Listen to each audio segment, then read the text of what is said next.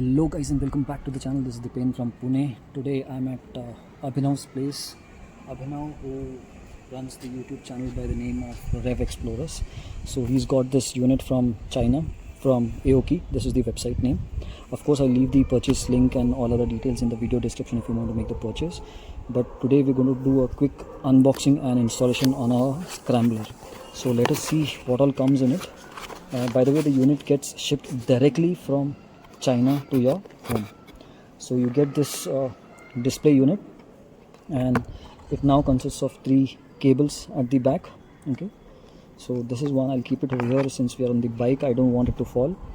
By the way, this is not a quick removable stuff. This time it has got a different kind of mount set, which I'll show you ahead when we do the installation.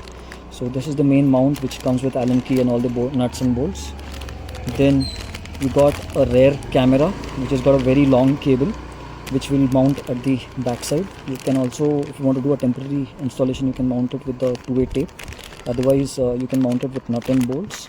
Then you have the front camera. By the way, we had already removed the unit to check how it has come, so that's why it is not wrapped completely. So this is your front camera, which has got a little shorter cable. Then you got your main power supply module. Okay, so where you give the black one and the red one to your battery directly, and the yellow one will go to any switch or any supply which gets current after you turn on the key, so that the display turns on that time. So this is basically the wiring. This one will go to the head unit, which I'll show you how to wire when we start doing it. And then of course you have some more clamps and mounts and plates and all, which we will whatever we utilize, we'll show you while installing. By the way, this wireless Android Auto and CarPlay unit is completely waterproof, wireless connectivity. It has got even TPMS, which I forgot to show you. The units, they're down here. So you're going to have a tire pressure monitoring system also in your bike once you install this unit.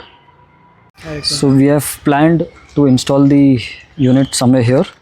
I've taken this bracket. We'll put the distance and all inside and install it in the front. So if you want to adjust the display, you can even adjust it from behind. If you want to change the orientation from front to back or anything, you can everything do with these bolts down here. So our main head unit installation is complete. I have chosen this display so that when I'm watching it from my helmet, when I'm sitting on the bike, I have this display on the left and my odometer is visible easily. You can adjust it the way you want, in the center, here, anywhere, based on the handlebars you have, and you can rotate it up and down. It has got a lot of adjustments at the back side. You can loosen all these nuts and bolts and change the orientation however you want. Now we have stuck the rear camera at the rear fender because I didn't want to drill any holes. If you want to drill holes, you can drill holes and fit with this slots, or you can install it somewhere on some nut bolts based on what what options you have on your bike. And then we'll pass the wire from here, and this rear camera wire will go right up to the front, and a power cable will go right up to the front. So the rear camera cable is passing like this. We'll have to of course tuck it in properly, and then even the power supply module cable, we are routing it from here. We open this right side panel of the Scrambler. The main unit is over here for power supply. It is going here. We'll tuck in all this excess wire behind these panels over here. Then the cable is going up here. We'll have to zip tie it everywhere. From here, behind my visor, it is going to the unit. So from this, it is going here, tucked in nicely below the speedo, and all the sockets are here. Since I have this auto lock fly screen, it can be hidden properly. If you don't have a fly screen, there's still a lot of space between the two. If you have a Scrambler, you can tuck in there. If you have any other bike, you can route it probably from here, but in Scrambler there's already a lot of wiring over here, plus my fog lamp wires are there. So I routed it from the other side where it is much more open. Even this distance is more that side, so the wires are not going to get, you know, any kind of heat over here. On this section I've got a lot of space. So we've tucked in the wire which is coming from the top behind this tank over here, zip tied it with all the other wires over here, past it. All excess wires are zip tied and tucked in here, and now we'll start doing the wiring over here. So Abhinav is finishing all the final cabling, in the sense he's doing all the zip tie and zip tie cutting stuff and all. We've installed the front camera over here. It is kind of camouflaged. It is not visible in my, I mean with the naked eye it is not easily visible that we have a camera there, because we didn't have any other position on my Scrambler. If I didn't have a fly screen, we could have installed the camera somewhere behind on this section. But now we've installed the camera here and tucked in the wire from here, and it comes behind and gets attached to it. It's all tucked in behind over here. Power module, we've connected the negative and positive as of now.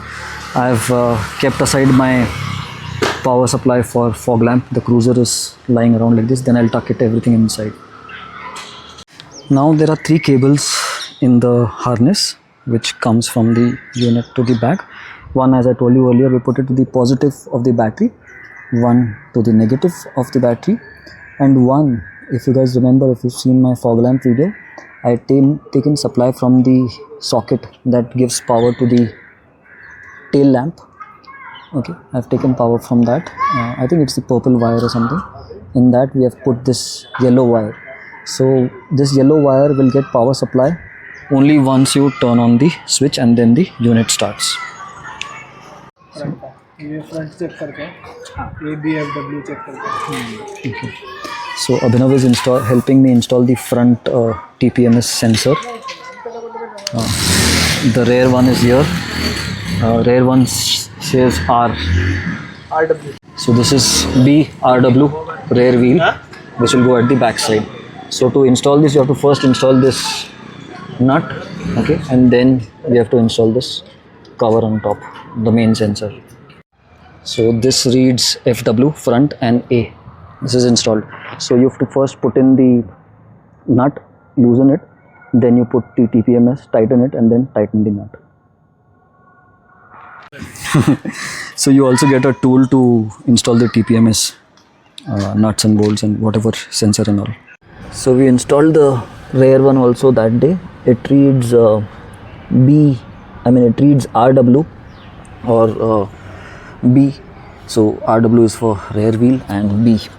And one feedback I'd like to give, if you install both the TPMS and if it doesn't detect immediately, if you ride the bike for some time, it will get detected in due course and then start showing your pressure and temperature and everything. Okay. While editing the vlog, I noticed that I've not shown how to connect the sensors, the TPMS sensors, to the main unit. Now, once you've removed your stock pressure cover, air pressure cover, or the air filler cap, you put in the smaller golden bolt that they've given, the nut that given, and then install the main sensor too, and then check for any leaks. If there are no leaks, you go back to your main Aoocci screen, and there will be an option for tire pressure. Click on that and you will come to this screen, which will be showing 00 by default, all the temperature and pressures and everything. There will be a button named start or pair at the bottom. You click on that and it will first pick up the first front sensor, and after some time it will pick the second sensor. Now in some cases it might take 3 to 4 kilometers to do that. You just have to start riding once you install and start clicking on the pair. So I'll do a part 2 video where I'll explain all the functionality of this Aoocci Android CarPlay, and I'll also show you the clips for the camera and all, how they are recorded. By the way, I'm using this for almost 3 to 4 weeks now, and even the camera and the screen got washed multiple times. I rode in the rain too, I completed approximately 2200 kilometers from Pune to Gujarat and back. So those vlogs will also come out. You will see some of the functionality of the screen in those video too. For washing, let's quickly have a look at the clip now which I took in Gujarat, and then I'll continue. Bike is getting washed. Let's see if it affects the Aoocci screen or the cameras.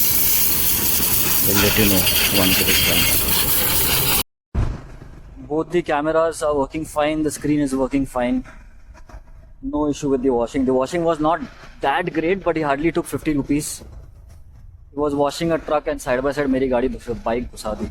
So for 50 rupees it is fine. So guys, that were the two clips for washing, and of course I told you I rode it in the rains from here to from Pune to Kutch and back via Saputara, and while returning I came from Bombay. So bike did get washed completely multiple times in the rains, and plus I had done washing also. So this unit is completely waterproof. The cameras etc have no issue in the rains. I've installed the front one over here, and even the screen, nowhere any water went inside, doesn't have any trouble on the screen. This is a quick view, so I'll explain everything else in the part 2. Thanks for watching this particular part. I hope the content was useful, the information was useful.